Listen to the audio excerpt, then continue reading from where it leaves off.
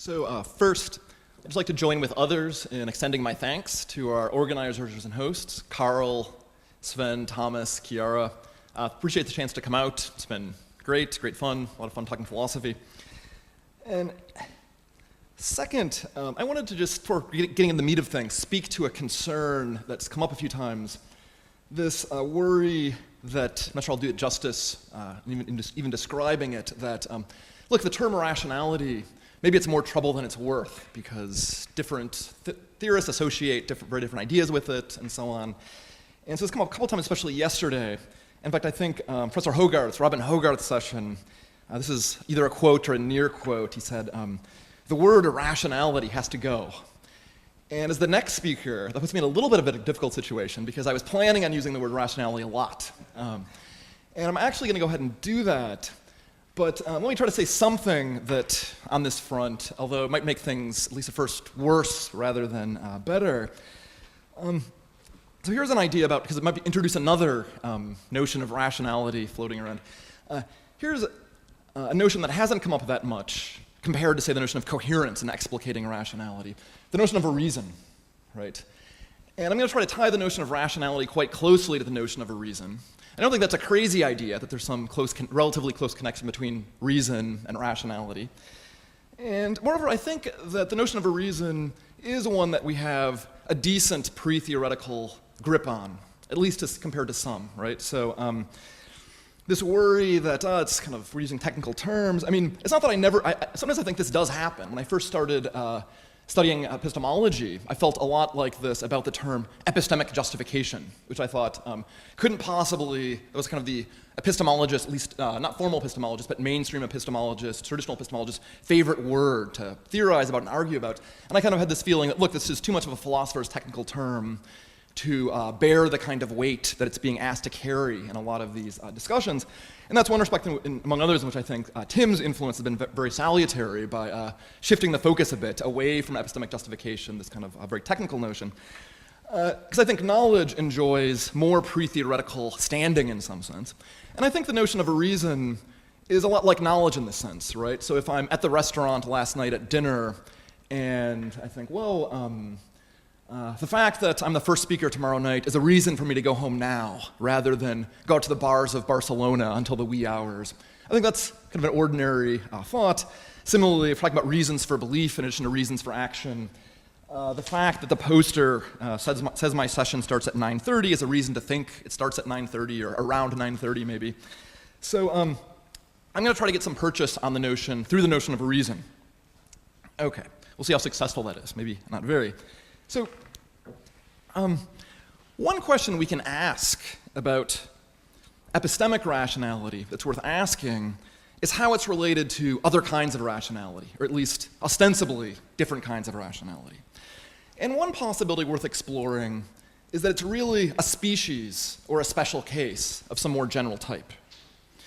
For example, some theorists hold that it's really a species of instrumental rationality, or the rationality that we exhibit when we take the means to our ends.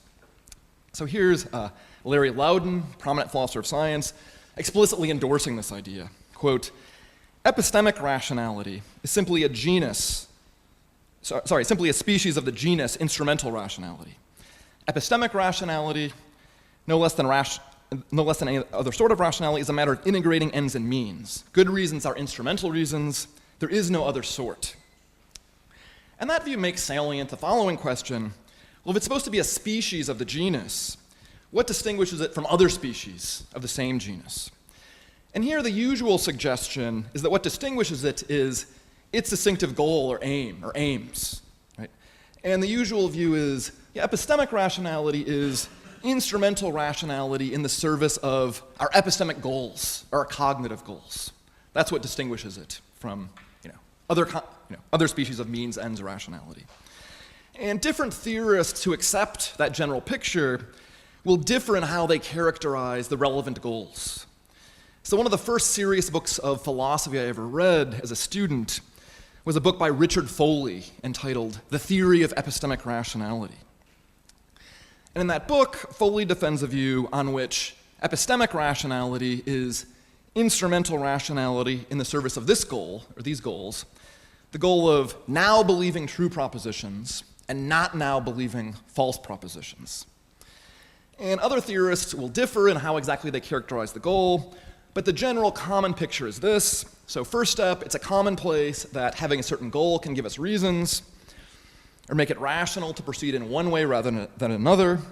For example, if I'm in the United States and I've got the goal of going to Barcelona for the conference, that gives me a reason to buy a ticket. And all else being equal, it's rational for me to buy a ticket. Let's try to understand the rationality of belief as more of the same. Right? So in this view, the fact that it's rational for me to revise my beliefs in some ways rather than others is ultimately due to my having certain cognitive goals or aims. For example, the goal of having true rather than false beliefs. So let's call this way of thinking about it the instrumentalist conception of epistemic rationality.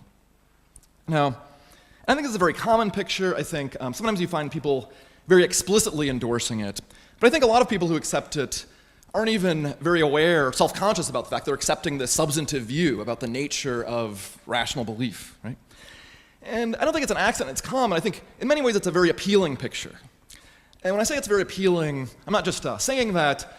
When I first read this Foley book years ago, there's all sorts of things I was kind of disposed to take issue with, but this part of the view actually went down quite easily. Yeah, something in that neighborhood is got to be correct, or is surely correct. So in this respect, people like Harvey Siegel were way ahead of me in having doubts about this kind of picture. And as that suggests, I do think this picture is the wrong way of thinking about it. And so let me briefly review some of the sorts of objections that have been raised to it, just to kind of have them on the table. So one set of objections calls into question, tries to put pressure on whether identifying epistemic goodness with instrumental goodness in the service of epistemic ends or epistemic goals will yield an account that's even extensionally correct. Right? So many years ago, Harvard philosopher Roderick Firth called attention to a distinction between what he called intrinsic epistemic merit and instrumental epistemic merit. So Firth pointed out that holding a belief that's extremely improbable on your evidence might nevertheless promote your cognitive or epistemic goals in foreseeable, non-accidental, predictable ways. Right? So consider, for example, the following proposition. This isn't on the handout, but it should have been. So here's a proposition. The proposition that the universe was created and is maintained by an omnipotent God who desires above all else that human beings maximize their knowledge and understanding. And it might be that there's no evidence that anything like this is true.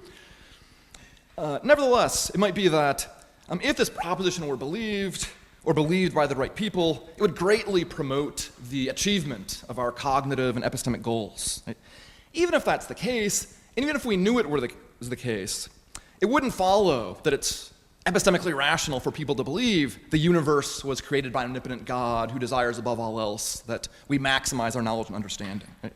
So that's a belief that is epistemically bad in the relevant sense, right? Despite being instrumentally good relative to our cognitive aims.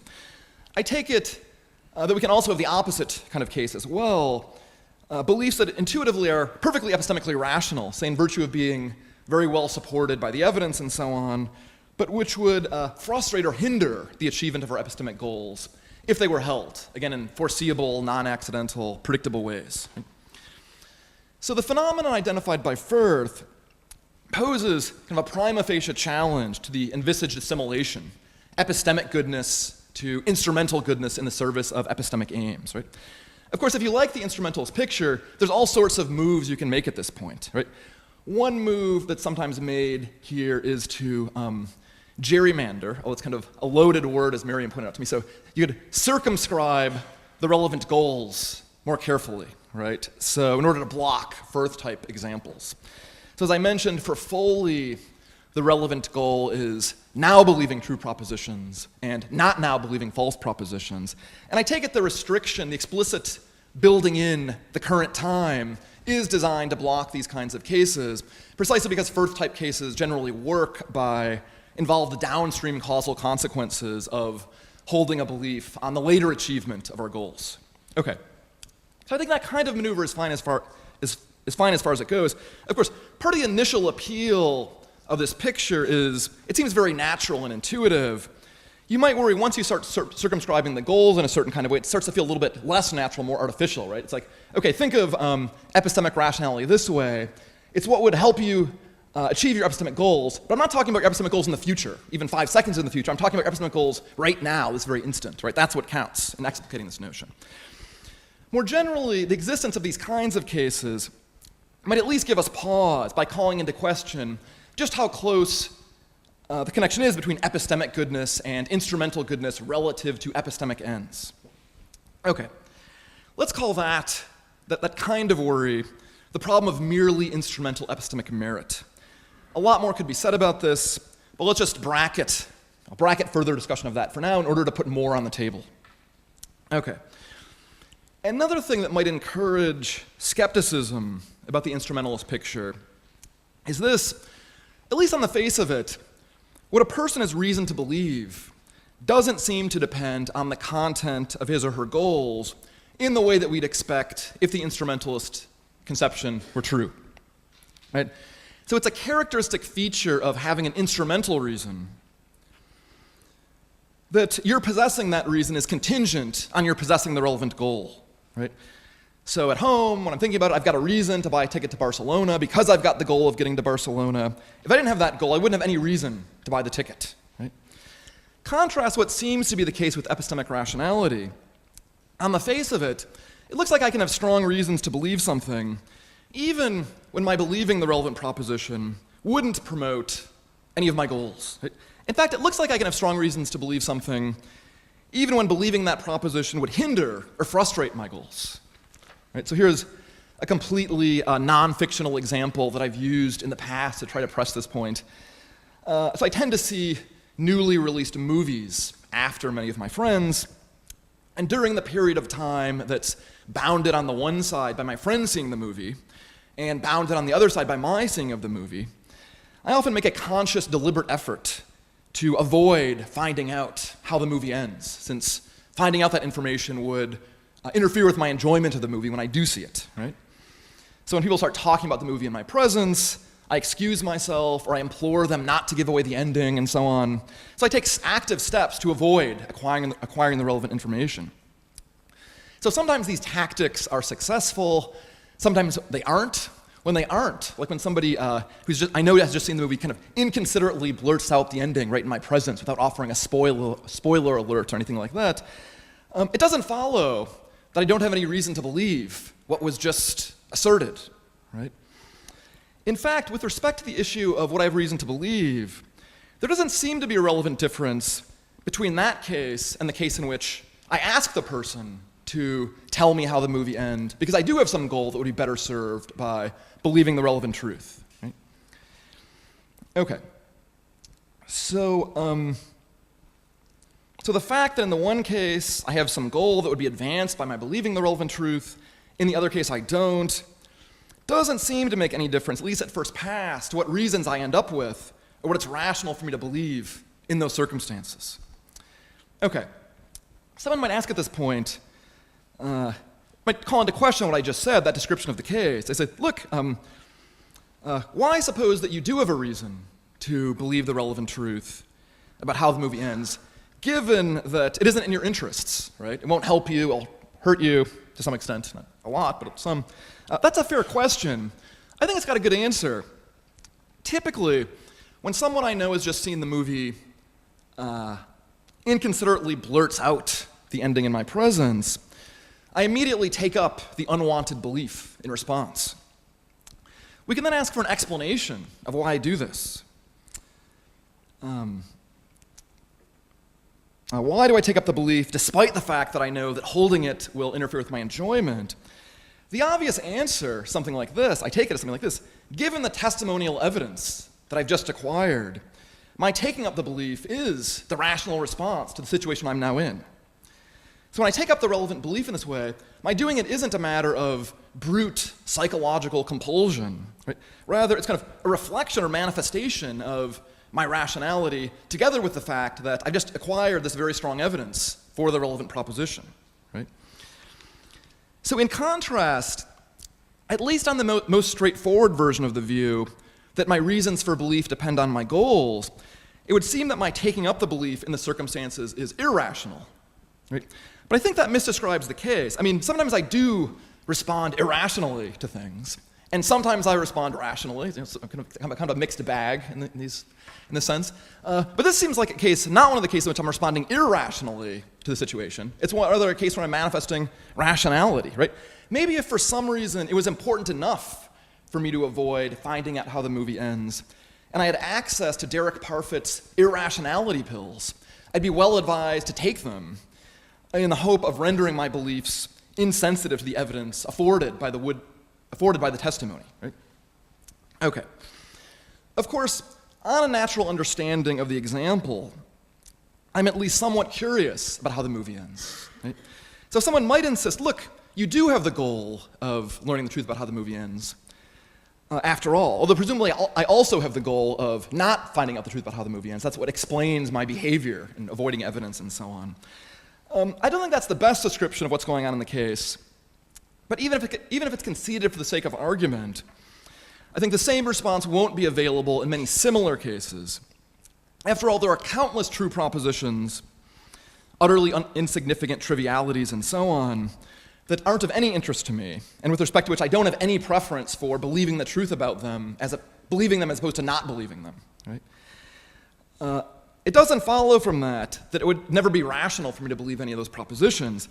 Again, good reason for thinking that it can be rational is this: when some proposition that's utterly insignificant but obviously true is brought to my attention, I'll take up the relevant belief, and the natural explanation of my responding in that way will typically invoke my rationality. It won't be neutral, right? Conditional on my being rational, you'll be more confident that I hold the belief than conditional on I've just taken Parfit's irrationality pills or something like that, right?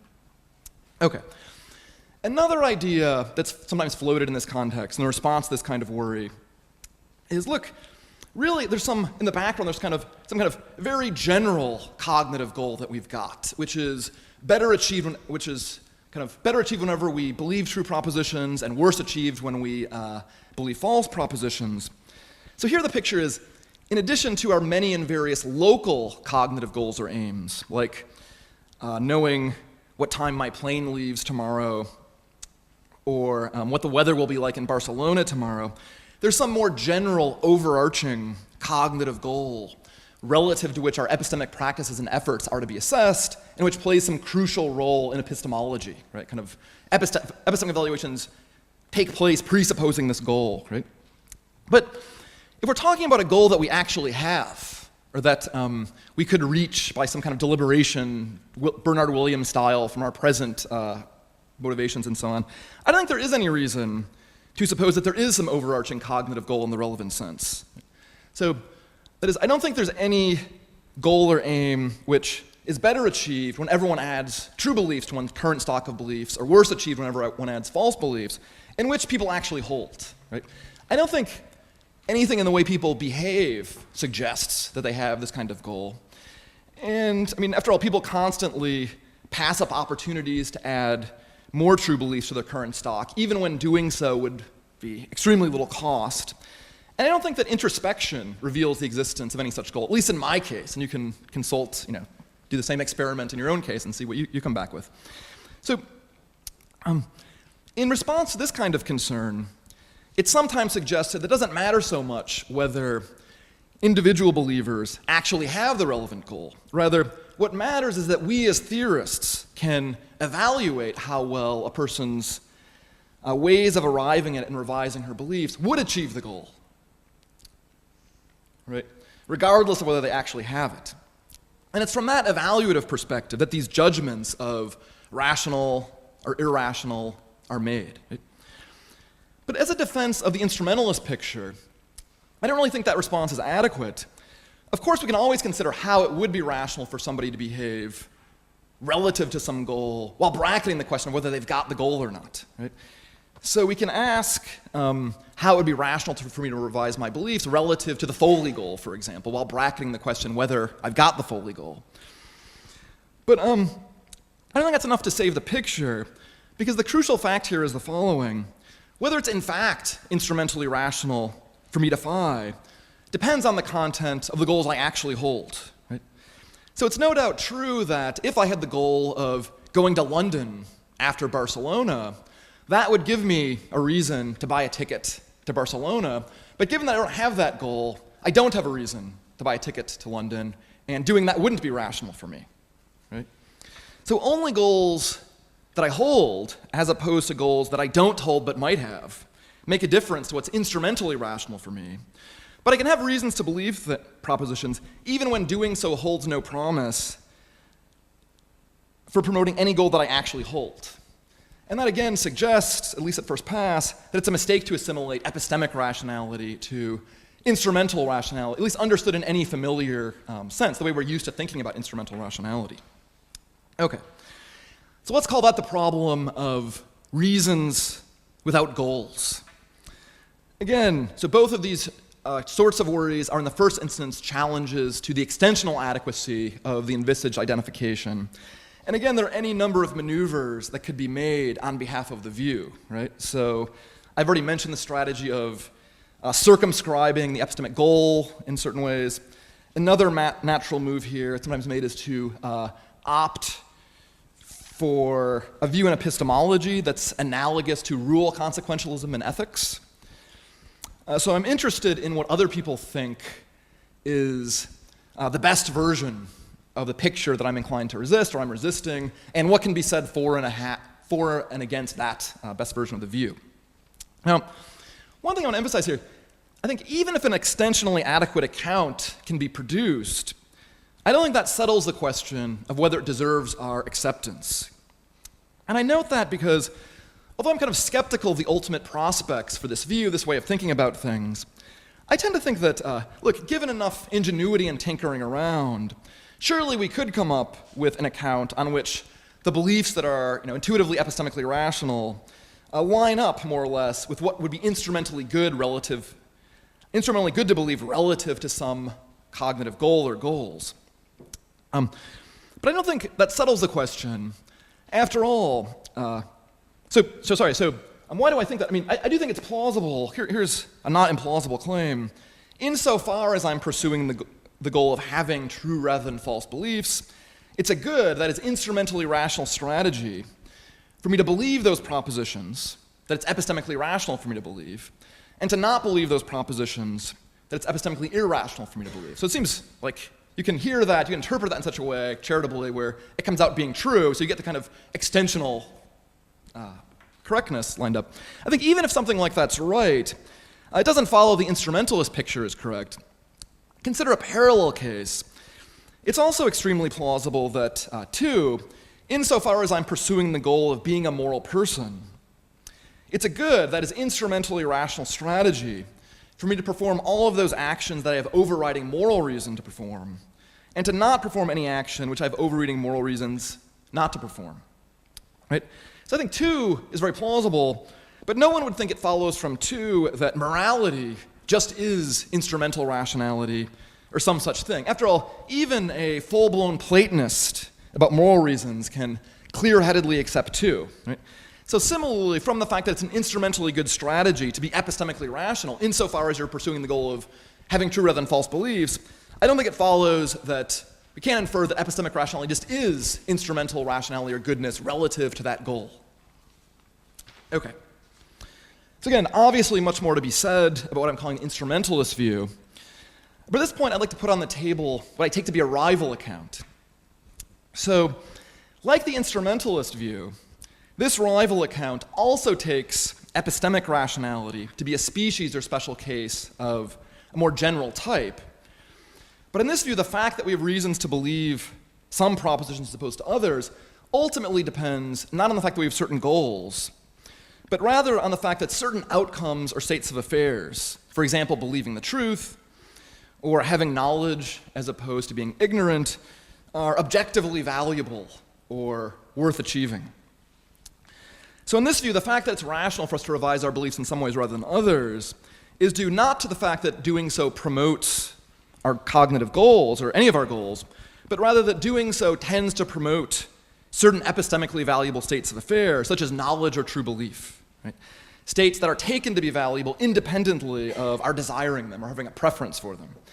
So let's call this general picture the epistemic value conception of epistemic rationality.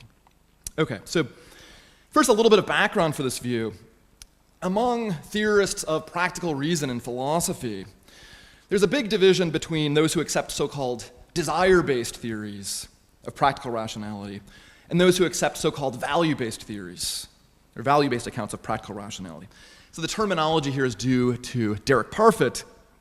So on desire-based accounts, our practical reasons are provided by our desires or our goals or our preferences, our aims, our pro-attitudes. Right? So on a desire-based view, the fact that I have a reason to buy a ticket to Barcelona, that's because I desire or have the goal, or it has to do with my preferences about going to Barcelona as opposed to not going. On the other hand, on a value-based view, our reasons for action are provided not by our desires or goals or our preferences, but by facts about what would be objectively valuable or worth doing. Right? So in a value-based theory, if I've got a reason to buy a ticket to Barcelona when I'm in the United States, that's because my going to Barcelona is a worthwhile or valuable thing for me to do. Right? Where that's not being cashed out in terms of preference satisfaction or utility or something like this. Right? Now, a philosopher who accepts a value-based theory will presumably reject the instrumentalist conception of epistemic rationality, because since on her view, our goals don't generate reasons even in the practical sphere, right? However, she might retain the more general idea, in common with the instrumentalist, that epistemic rationality should be understood as a special case of the same kind of rationality that we find in the practical sphere. Right? So on this view, epistemic rationality, like practical rationality more familiarly, has to do with promoting valuable states of affairs. Right? And it's distinguished, again, from other kinds of rationality by the fact that the valuable states of affairs in question are things like knowledge and true belief. Right?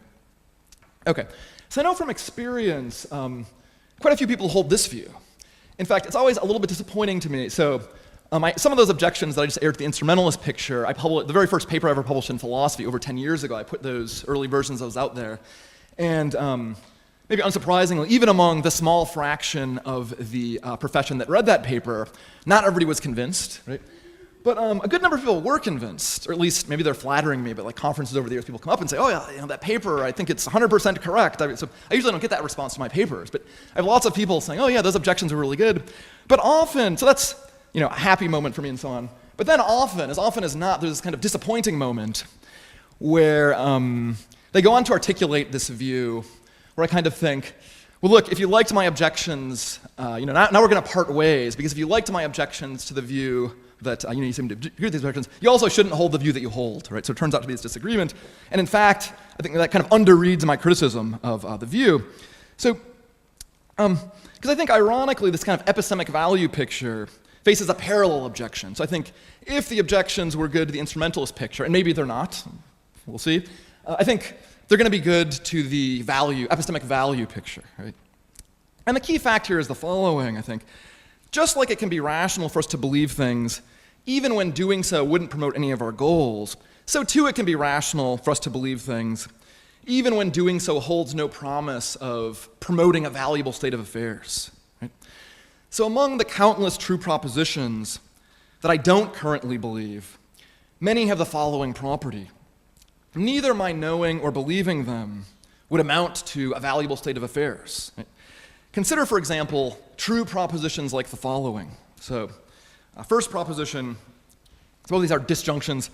Barcelona is in Spain, or David Christensen is the author of Epistemology and the Psychology of Judgment, or Alan Hayek once voted for Donald Trump. Right? So especially after that one, I hesitate. I immediately should add that both these propositions, the first disjunct is something obviously clearly true, and the other disjuncts are false. Tim mentioned at dinner, so for some reason this came up, and he said, well, it wouldn't surprise me if a year from now or something I get an email saying, is it really true that Alan Hayek voted for Donald Trump? So I want to immediately put that to rest. So second disjunction, Spain is in the EU. Michael Bishop is the author of Knowledge and Its Limits, or Thomas Sturm is a professor at the ANU. Right? Okay, so, and of course we could go for even, so the general idea, here are propositions that are true because it's got one true disjunct and a bunch of random false disjuncts that are kind of appended. Right? Okay, so before I sat down to construct my handout for the talk, I didn't believe and therefore didn't know either of these propositions. Now I do know them, but I don't think the world is a better place, even a little bit better, because I now know these truths. Right? And if and when I cease to know these propositions, say by forgetting them, I don't think the world, or if I pass away before I forget them, I don't think the world will be a worse place, even a little bit, in virtue of my no longer believing or knowing these true propositions. Right? Nevertheless, even if I'm right in thinking my believing or knowing these propositions are essentially devoid of value, it doesn't follow that it's not rational for me to believe them as things stand. On the contrary, I think it is irrational for me to believe them, and it would be irrational for me to refrain from believing them, given that I can see that they're true. Right? So we can generate a challenge for the epistemic value conception that's analogous to the problem of reasons without goals for the instrumentalist conception. Let's call this the problem of reasons without value. Now, in response, someone who likes the epistemic value picture might ask the following question. Look, if it's really true that you're believing a certain proposition is completely devoid of value, well, I think it is rational for you to believe those propositions as opposed to merely refraining from believing them. Again, here I think you can appeal to the following kind of consideration. When propositions are brought to my attention, more or less automatically come to believe them, then there's the question, why does that happen? Again, doesn't seem like the process in question is an irrational process or an irrational process. Rather, it's precisely because I'm in a position to recognize that they're true, and so coming to believe them is the uniquely rational response, given my circumstances, that I come to believe them, notwithstanding the fact that I'm not bringing value into existence by doing that. Right? Similarly, I'm confident, if you've been paying attention, if you're paying attention right now, that you too believe those propositions. But if I was informed that right before this talk you had consumed a large number of Parfit's irrationality pills, my confidence that you do believe them would go way down. Right? It's precisely because I'm thinking that you're rational that I'm thinking, aha, and this is the manifestation of rationality given the circumstances, that's why you believe them. Okay. All right, so consider next an alternative response to the problem of reasons without value. As I've presented it, the problem depends on the substantive claim that at least some instances of knowledge are devoid of value.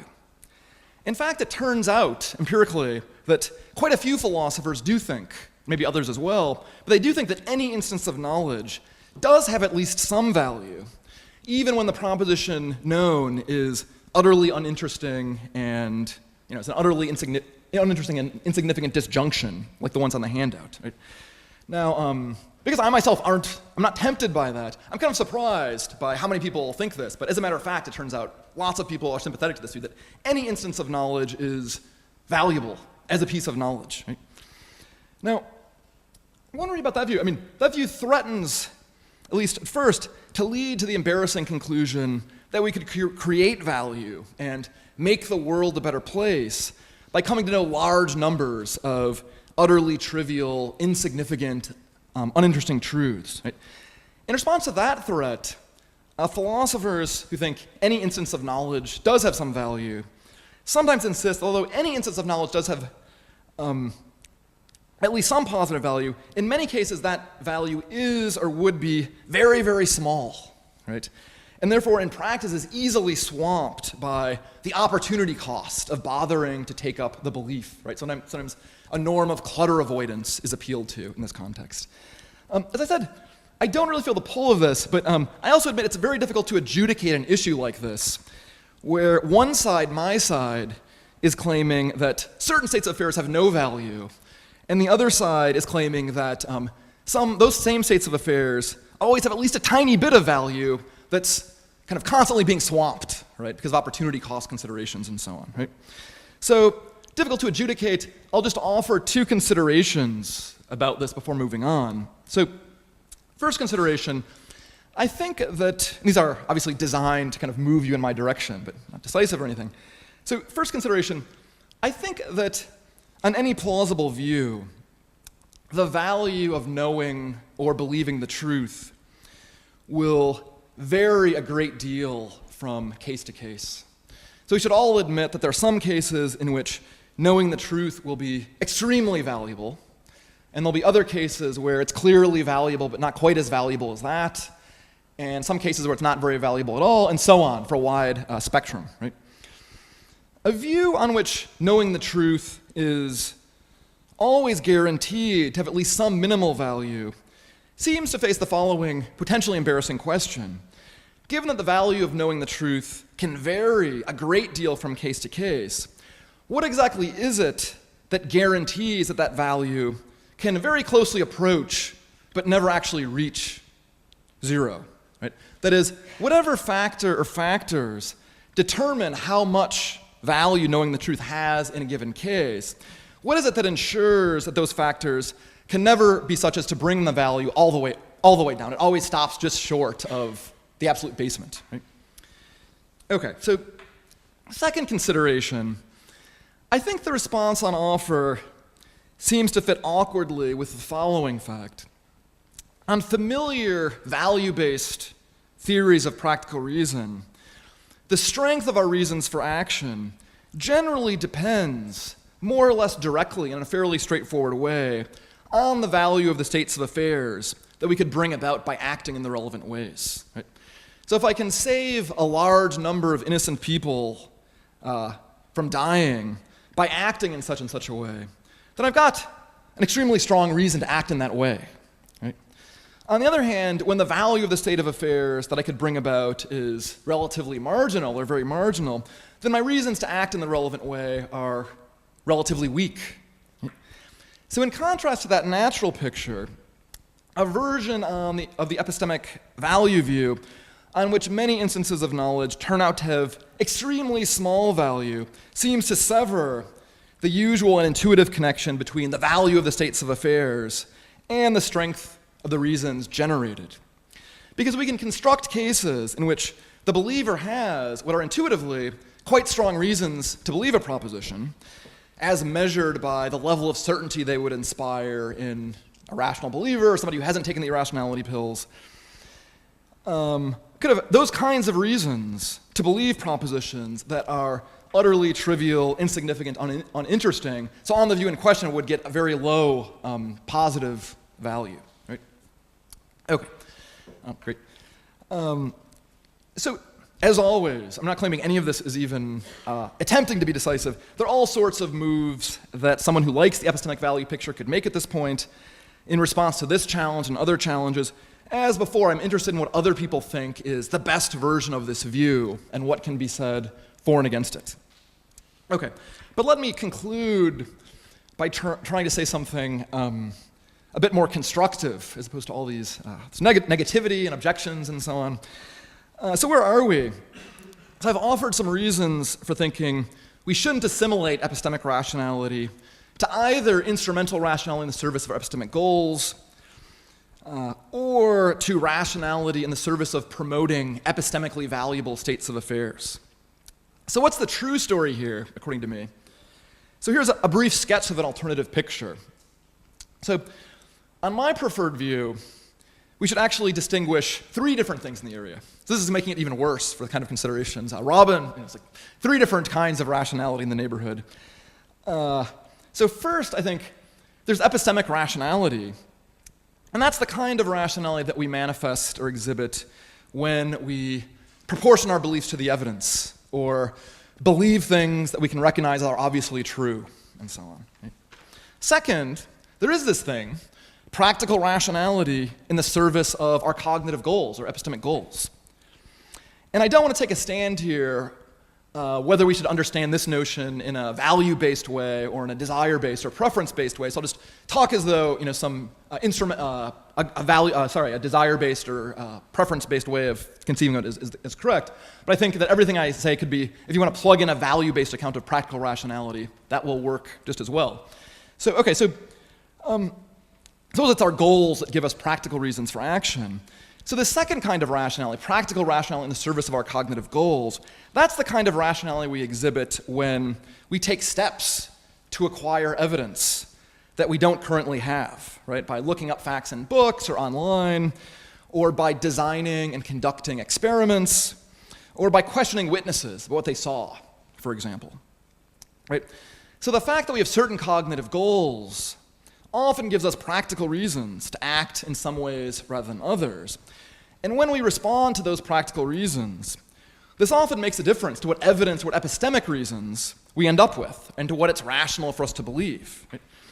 In particular, when we have the goal of finding out the truth about some question or some topic, this often provides us with a practical reason to improve our epistemic position with respect to the question or the topic. In some cases, in simple cases, that might involve something as simple as redirecting your gaze from one part of the room to the other, right? So suppose I hear an unexpected noise behind me, and wanting to know the source of the noise, I turn around, and suppose, I don't know, some animal, a cat, has wandered in behind me or something. Then I'm face to face with the cat. Once I'm face to face with the cat, there's no contingency here about what's rational for me to think, right? There I think, once I'm face to face with a cat, then it's just rational for me to believe a cat was the source of the noise. What's the relationship between it's being rational for me to believe that and my possessing a certain cognitive goal, wanting to know the answer to the question, what's the source of the noise in the first place? In one respect, I don't think it depends on the goal at all, right? Holding fixed the circumstances, once I've turned around, I think it's rational for me to believe that no matter what my goals are, right? On the other hand, there's a certain kind of historical dependency, right? If I didn't have the goal, I wouldn't have any reason to turn around. I wouldn't have turned around, so I wouldn't now be rational for me to believe there's a cat there, right? Okay. So notice in this case, right, answering the question requires that I exhibit both practical rationality in the service of my goal and epistemic rationality, right? Okay, it's because I'm practically rational that I improve my epistemic position. It's because I'm epistemically rational that having improved my epistemic position, I take up the thing it's reasonable for me to think. Right? At the most abstract level, I think scientific inquiry itself can be understood as simply a much more complicated and sophisticated instantiation of that same basic picture. The reason the scientist has to engage in practices of evidence gathering and experimentation are practical or instrumental reasons. Once the experiments have been performed, what it's rational for the scientist to believe isn't a matter any longer of instrumental or practical rationality, but rather epistemic rationality. Thus, when we succeed in achieving our cognitive goals by engaging in theoretical inquiry, this typically requires us to exhibit two different kinds of rationality. And I think these two types of rationality are distinct. I think that, I mean that not just different, but distinct. I think there's not actually any overlap between them, although they work in tandem quite closely in many cases.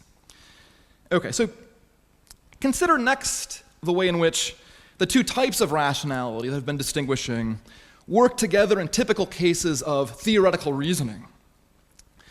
So in my view, even relatively simple episodes of theoretical reasoning typically require us to respond to both epistemic reasons and practical reasons. And the capacity to respond to practical reasons is central to theoretical reasoning because of its directed or goal-oriented nature. So in reasoning theoretically, we don't simply arrive at new beliefs by applying rules of inference willy-nilly to our present corpus. Rather, we typically have some particular question or questions that we're interested in answering. So we have a certain goal that we want to achieve, and the content of that goal gives us practical reasons to engage in certain mental activities or operations rather than others. Right? So consider, for example, the activity of calculating. So when I eat in restaurants in the States, my standard practice is to leave a tip or gratuity that's equal to 20% of the total bill. And typically, I determine that number in two steps. Right? So first, I determine how much 10% of the total bill is, so that's easier. And then I take that number and double it. Right?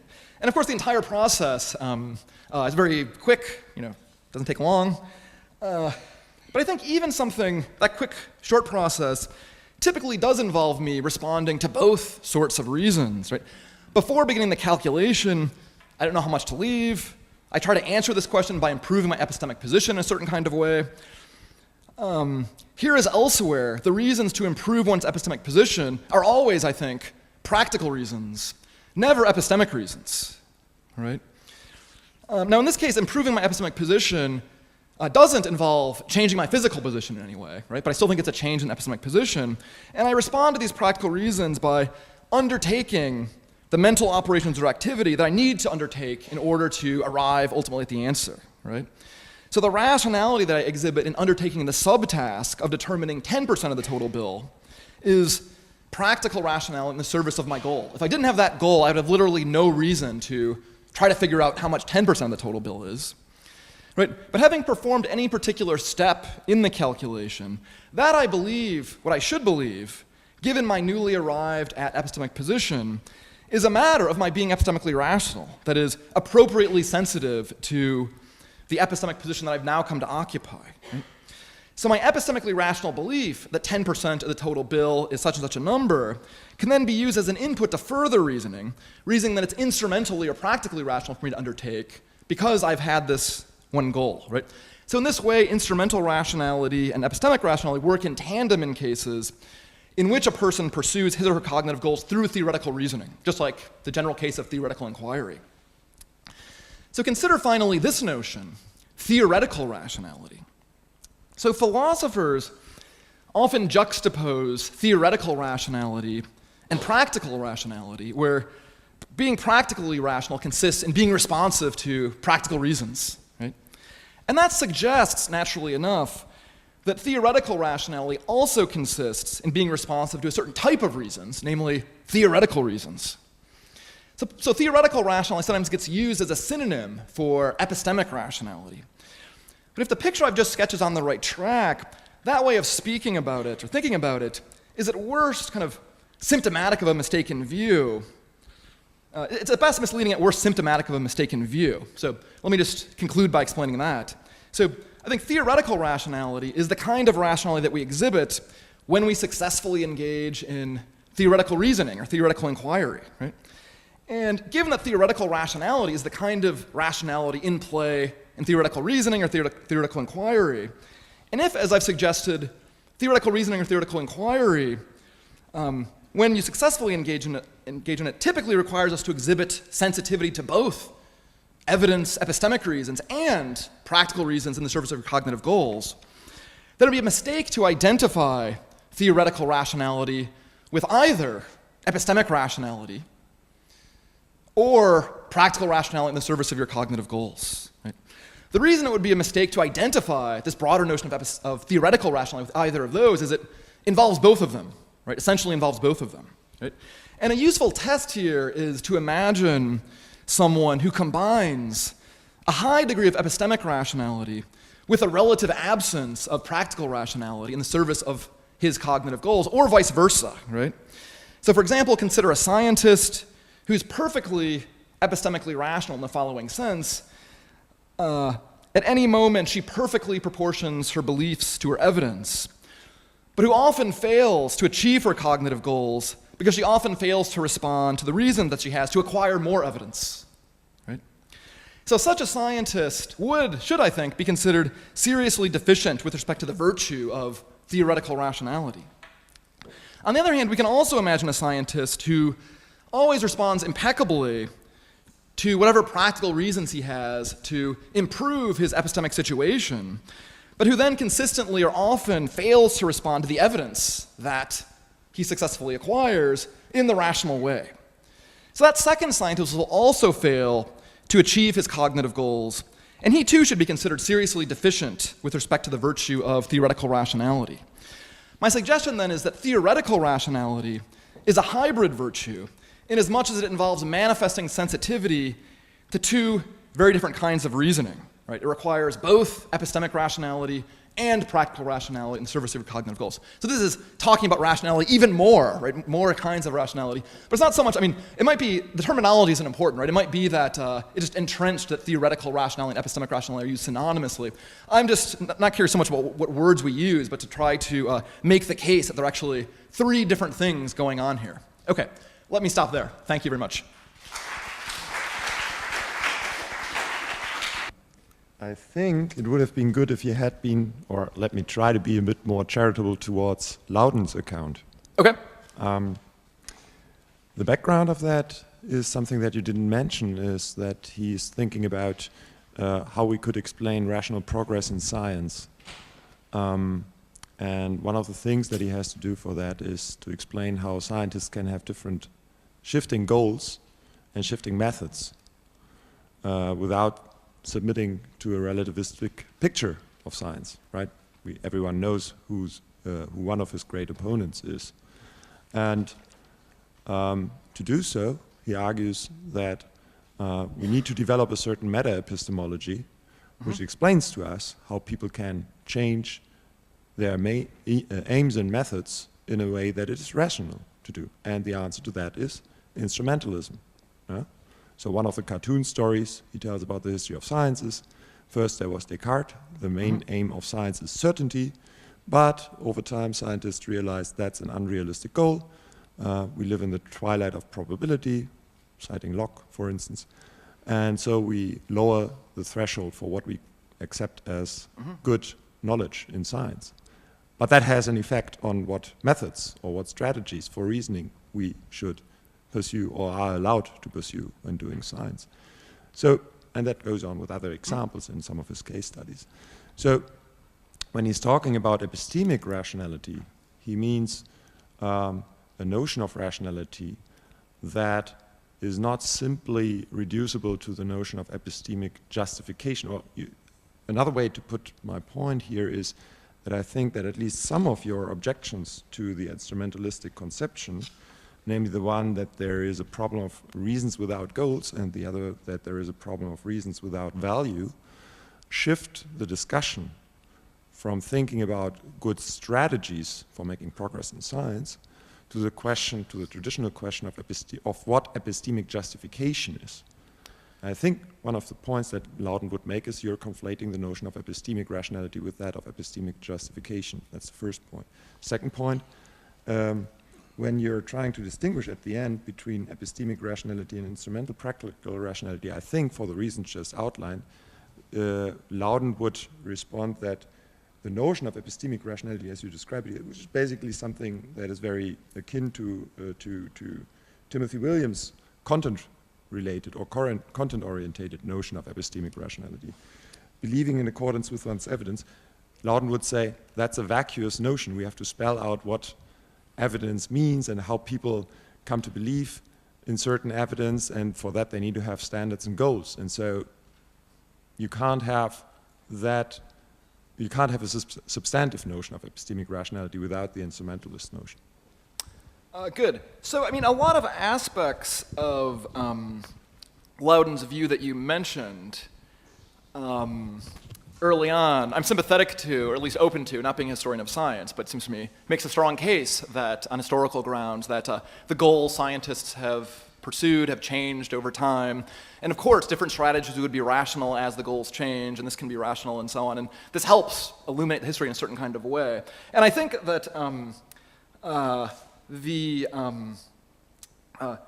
reasons, given that I have a certain goal, and that here's a strategy that would be conducive to that goal, so the reasons I have to pursue that strategy, I think, are practical reasons, or instrumental reasons in his sense. So I'd agree about that. Where I take issue with Loudon is when he goes on to make the claim that all rationality is of that sort, right? Because I wasn't getting why. I'm not convinced that as the scientist's goals change,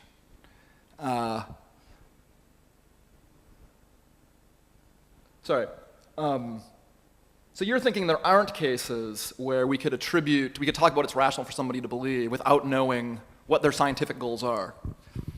I was thinking even the scientist, right? We can often rightly attribute rational belief or irrational belief even before we enter into detailed discussion of what scientific goals he or she's pursuing at the moment. No? I'm just trying to be charitable. Okay. Said and done. Sorry. Trying to be more charitable to Loudon, and I think it would be good since you're attacking him. I mean, suppose it's one of the scientists who changes paradigms. Yeah. Right? And maybe changing the paradigm involves changing the scientific goals. I would think that there's lots of things, maybe not even about the scientific theories in question, that it's rational for the scientists to believe both before and after the change, simply because his evidence hasn't changed with respect to those questions. Yeah. And we don't really need to enter into, and we might even know that the goals, his kind of scientific goals have changed. But still there's this phenomenon. Sorry, so that was at least trying to speak to the first thing. And remind me of the second thing, this thing with Tim. Yeah, the second was that the notion of epistemic rationality, either it boils down to the notion of epistemic justification, and then you have, with some of your arguments, just shifted the topic, or the notion of epistemic rationality cannot be substantiated, cannot be given content, without explaining what kind of goals and strategies people pursue when they're justifying their beliefs or when they're giving evidence for their beliefs. Yeah, it's true. So I try to avoid the notion of epistemic justification because it does seem to me like kind of this technical term. I mean, say, oh, the same thing's true of epistemic rationality, but it is something of a surrogate notion for me. Instead of talking about justification, I'll talk about this notion, rationality, because I feel like we've got some grip on this notion of a reason.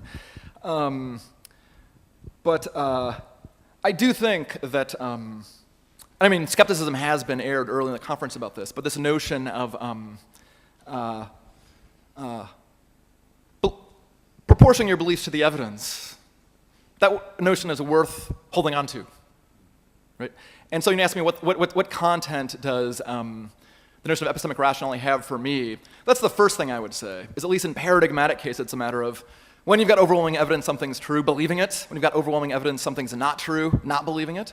And then I think there's other cases where it's not naturally thought of as a matter of having evidence, right? Kind of, it's just so obviously true. I don't think that's happily assimilated to having overwhelming evidence. But I also lump that in there with it. So I think you're right that I'm kind of thinking about this notion as a lot of traditional epistemologists have thought about epistemic justification. But I don't think that's a notion we should dispense with. Okay. Thank you. Okay, I like something, I think, like a version of the value-based account that you described. And I think that a parallel problem arises to the problem that you call the problem of merely instrumental epistemic merit, because you can get these cases where the thing that facilitates epistemic value is not what your evidence supports, or you have no evidence to believe the thing. Right. And so I want to float an alternative explanation, or a response to this problem. A response to the problem of merely instrumental epistemic merit for the value? For the value-based, Okay, right. I mean, I think it could actually apply to the instrumental one too, but okay. So rather than the gerrymandered thing, we would say something like, in order to have a reason to do something or believe something, it can be whatever domain, we have to be capable of responding to that sort of reason. And we're not, just like given our psychological constitution or something like that, we're not capable of responding to the types of reasons that you have listed here. So like that it would facilitate epistemic value, that's not the sort of thing that we form beliefs in response to. And it's because of that that thing can't count as a reason, and that therefore in that case, that's not the rational thing to do, to believe that, yeah. Good, so I would be hesitant to put much weight on not capable of responding, therefore it's not a reason, because I think there will be cases of, say, pathological irrationality and so on, where we do want to think, oh no, the person has overwhelming evidence this is true, we'd all agree with that, but they're not really capable of responding it, right? So the grieving parent has overwhelming evidence that his or her child is dead or committed some horrible crime. They might not be capable of responding to the evidence. Nevertheless, intuitively, it's not that they're being rational, not that they're being rational because they're not responding, right? So I think we have to be very careful. And it came up earlier in the conference. I think we have to be very careful about anything that looks like an ought implies can principle in epistemology, maybe elsewhere too, because there will be these cases of kind of pathological irrationality where we think the reason is quite strong and the person can't respond, but that doesn't mean that, oh, they're rational after all or something like that. But yeah, I have a question concerning your move on the second page of the handout towards the end, so that's section D. Yeah, so the second principle, surely insofar as I'm pursuing the goal of being a moral person, it's a good instrumentally rational strategy for me to perform all actions for which I have overriding moral reason. That alone, of course, doesn't show that moral reasons are instrumental. Point taken, but I mean, what one wants to say in addition. So I mean, in a way, you get sort of instrumental rationality on the cheap. What's really at issue here is whether you have a categorical ought with respect to the goal. I mean, you categorically ought to be a morally good person, right? However, then the question arises whether the same is true with respect to the goal of having true rather than false beliefs. And I thought the instrumentalists would just sort of have that debate, right? So yes, there's it's an open question whether epistemic rationality is just instrumental rationality. But what's at issue here is whether you categorically ought to have that goal. And I think that you just glossed over that kind of debate by just moving to the epistemic value position. Good. So first of all, I agree with what you said about 2 here. I didn't mean to be putting more weight on that part than, maybe you thought I was doing something more ambitious than I was.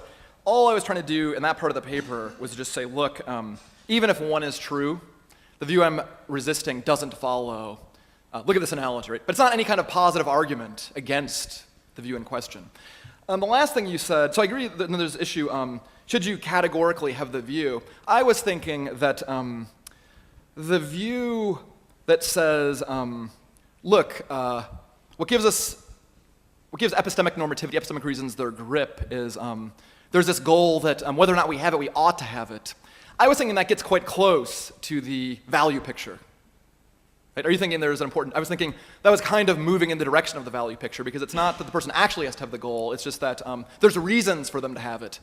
And some of the people who have this instrumentalist picture, one reason they go for instrumentalism is some kind of naturalism, where they think all of our reasons come from goals or desires or so on. So they wouldn't like the categorical ought picture. But other people who like the picture would like the categorical ought picture, but I was kind of lumping them, at least mentally, in with the value people. But maybe that's not. Yeah, just mind how you formulate the goal. It's the goal of having true rather than false beliefs. I don't think that sort of translates into any old piece of knowledge is of value, right? Good. I was just using having true rather than false belief. Fair enough. Point well taken. I was using, I was also thinking of the value-based view as it could be true beliefs or having true rather than false beliefs. I slipped into talking about knowledge because I was thinking that anybody who thought that having true belief would be valuable, would think knowledge was at least that valuable. But we could talk more, but it got a little complicated at that point. What was the rather than? Okay. Rather than, okay. I would like to ask you how this debate and the distinctions you discuss relate to the major conception of rationality in decision theory or economics. So let me just list 3. So first, the axiomatic definition of rationality in terms of, say, Savage's axioms of choice, which are about choice, not at belief at all. Consistency between choice, not consistency between choice and belief. Second, the interpretation of Homo economicus as maximizing one's own utility, so one's own, the selfishness version, which is independent from the first one, or my own conception about ecological rationality, which extends to a situation where maximization is out of the picture, as intractability and uncertainty. So how can we learn from this debate you are conducting? To the extent, so the 3 you mentioned, orthodox decision theory, to the extent people are offering, the theories you mentioned, at least 2 of them are theories of practical rationality, or the rationality of action. It's perfectly consistent with everything I said. All of those theories, right? I take it those to be theories, say, orthodox decision theory is a theory of practical rationality. And I tried to go as neutral as I could about what the correct account of practical rationality is. Which 2 do you mean, out of the 3? Give me your 3. Okay, the first is axiomatic rationality as exemplified by Savage's choice axiom. Okay, no problem with that. That's perfectly consistent with I take that to be perfectly consistent with everything that I said today. But it doesn't say anything about belief. Yeah, that's why I think it's consistent. You mean irrelevant? So there's this some people in philosophy, and maybe outside of philosophy, some people in philosophy want to say, here's how to think about the rationality of belief as a special case of theory of rational action. Extend that picture. That's what I was moving against, and I didn't mean to be taking issue with any particular... No, I understand that. Yep. I just try to understand your debate, which is for Robin hard, for me hard. Yeah, really. I go out from here, if I say, what is this about? I'm not sure. Okay. So this is the motivation of my question. Yeah. If you could anchor this in something that we understand, that would be helpful, and even more if you could enlighten us about how to think more about that. So the three positions I just threw forward are axiomatic rationality, and it could be made the argument it doesn't relate at all to what you're saying, because it's not about belief, and it's not about truth at all. It's just about consistency. So that's my interpretation. I want to know yours. Then the notion of selfishness, it's the second major. So I pursue my goals, so I maximize whatever I maximize. So that's one interpretation of utility maximization. Is that related to this? And the third one was ecological rationality, so how to deal with a situation of uncertainty, which is certainly a situation where you need to have to define a goal, otherwise you cannot speak about ecological rationality. So how can this enlighten us? So I'm embarrassed to admit I'm least familiar with ecological rationality, but nevertheless, I believe that everything I'm saying is consistent with these views. So it's entirely possible that what I said today won't enlighten you about the things you're theorizing about, precisely because it really was about the rationality of belief. And I'm taking it that the three theories you mentioned aren't theories of the rationality of belief.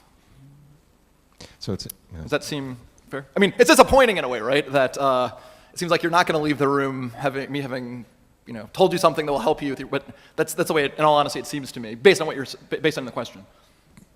just a couple of words in favor of the value of all knowledge. I mean, I'm not really impressed by examples which, of knowledge that seems more or less worthless, because, if I put 1 grain of rice in an envelope and send it to someone in a famine area, that seems a pretty worthless sort of thing to do. But I mean, actually, by Serrati's considerations, there is some value in a grain of rice. And, so I think, just making it seem silly is kind of easy, but doesn't really get us anywhere. On the question of, as it were, what sort of scale would it be on which, some bits of knowledge are trivial and others are more weighty and so on. I mean, I think a natural way to think is, if you think in terms of knowledge as eliminating various possibilities in epistemic space, then the question is, how much knowledge does something provide? And that has to do with, how much of epistemic space does it eliminate? And some things eliminate much more of epistemic space than others. So there's quite a natural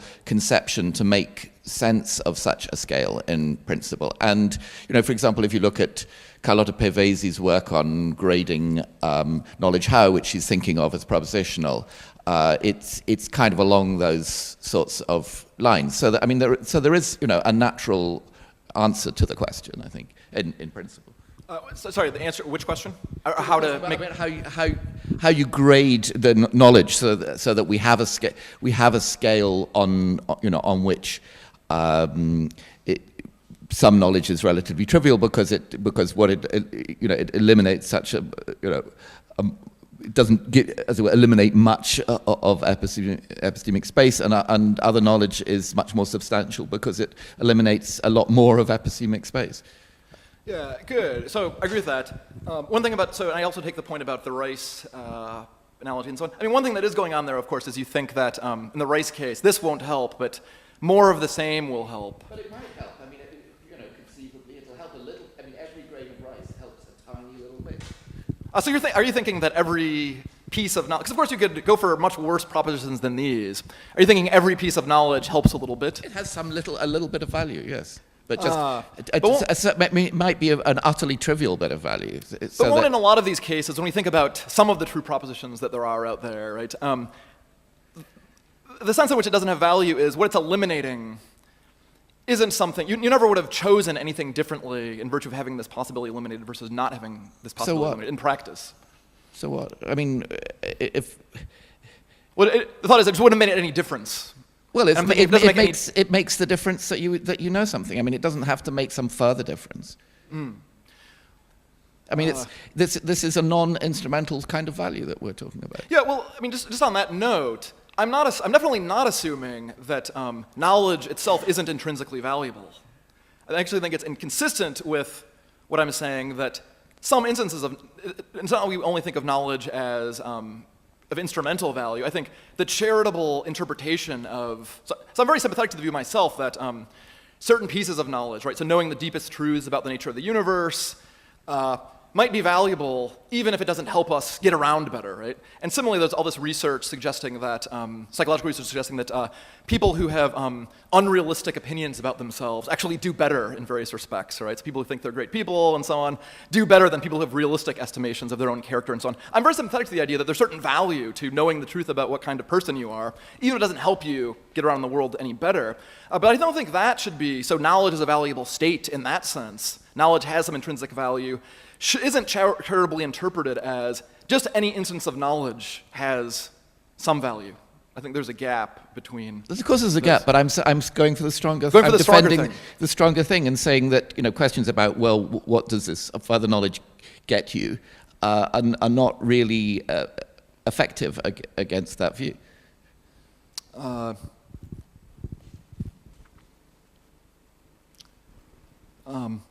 why do you think that? I mean. Well, in fairness to other people, when I ask questions, I want to. Sorry not to have done more justice to. Well, that's true of other questions as well, but maybe we'll talk later. Okay. Thanks. So, do you think, would it be fair to say that the evidential relation is like a relation between propositions or a relation between evidence and propositions? Are you happy with that characterization? It's going to be a big issue here whether people are thinking of evidence as a normative notion or not. Yes. So in asking that question, are you saying, am I happy with thinking of evidence as a completely not normative notion? And I guess I'd be very hesitant to, I think the connection between evidence and reason for belief is actually quite close. But, sorry, maybe I'm going in a different direction. No. Yeah, I mean, I think you're kind of seeing where I'm going. If epistemic rationality just is believing in accordance with the evidence, do you think there's anything, and we think about the evidential support relation as a relation between evidence and propositions, is there anything to be said about why I should want or why it's good, why there's any normative force to having my beliefs match up with the evidence in this particular relation as opposed to like some other relation? Like is there anything to be said in favor of being epistemically rational? Good. I think that's an excellent question that kind of my kind of view makes salient. I do think that in general there is a connection between, I mean, epistemically rational people, I conjecture, it's an empirical question in a way, right? But I conjecture epistemically rational people are better off, right? Although there's lots of slack, you're better off believing true things, right? You do better when you act on true beliefs than false beliefs and so on. And although there's lots of slack between epistemically rational belief and true belief, there's enough correlation there that I think you are better off, practically speaking, being epistemically rational as opposed to irrational. But I don't think, I think it's an extra move and one I'd resist that all the normativity comes from that, right? I think that there's some kind of normativity that goes with having a reason. As soon as you've got the reason, well, why should you believe this? Because you've got really strong reasons to think that it's true. I think here we haven't appealed yet to things are going to go better for you in the world or something if you do that. So I already think there's normativity on the table as soon as you start talking about reasons. And I don't think that's contingent on epistemically rational people doing better. Okay, one quick last question, and then we'll have our coffee. Yes, thank you very much for your talk. I wanted to ask a question concerning this idea that there's a problem of reasons without goals, right? So I like to think about epistemic rationality very much like financial rationality. Foundational? Right? Financial fiscal rationality, right? So there might be two persons that actually agree that some action is the financial rational decision to take. However, the one person writes, it's just not my goal to be financially rational. I rather would like to have fun, so I spend all this money. Even so, to some extent, it's financially irrational or something like this. And why couldn't we say the same about epistemic rationality, right? So I know this and this belief is the epistemic rational thing to do, etc., but since I don't care, in the movie case, for example, that's why I just don't believe it or don't inquire, don't think about it, etc. But nevertheless, kind of, there is this goal, and this goal kind of is kind of what defines it, or there is this theoretical or hypothetical end, and this just defines what epistemic rationality is. Right. By financial rationality, is that just kind of the thing that would get me the most money or is likely to get me the most money? Is that the idea? I mean, one disanalogy between these cases is, I mean, I'm not saying this is the deep explanation here or anything like that, but it doesn't seem like you can just walk away from it in the epistemic case in the way that you can in the financial case, right? In the sense that it's quite difficult. So if I make the judgment, so think about, when Tim talks about explicitly evidence-based judgments, right? So sometimes we respond to the evidence just directly by take up the belief supported by the evidence. But sometimes we make a judgment like this, my evidence supports such and such, right?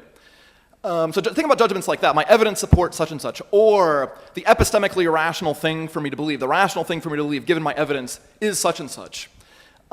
Typically, that judgment, except in kind of what feel like pathological cases, yields the belief, right? Making the judgment, my evidence overwhelmingly supports such and such. When I make that judgment, I typically believe such and such, right? As opposed to the financial rationality case, where we're just using financial rationality as the one that's likely to give me the most money. Making the judgment, this strategy is likely to make me the most money, but I don't necessarily pursue it, right? There is this gap, which is one disanalogy between these cases that I was kind of picking up on, right? So that's one reason I'm thinking there is some difference, and the one isn't just to be assimilated to the other, right? Is it's similar to a point that's made in ethics sometimes, right? Is the kind of internalist thought that making the judgment about the strength of the reasons pushes in a certain kind of way, where in the financial rationality case, where it really is a paradigm of a hypothetical norm or hypothetical goal, you can walk away from it without any kind of feeling of, without the episode having any kind of pathological feeling to it. So that's just one disanalogy between those cases, but there's more to be said, of course.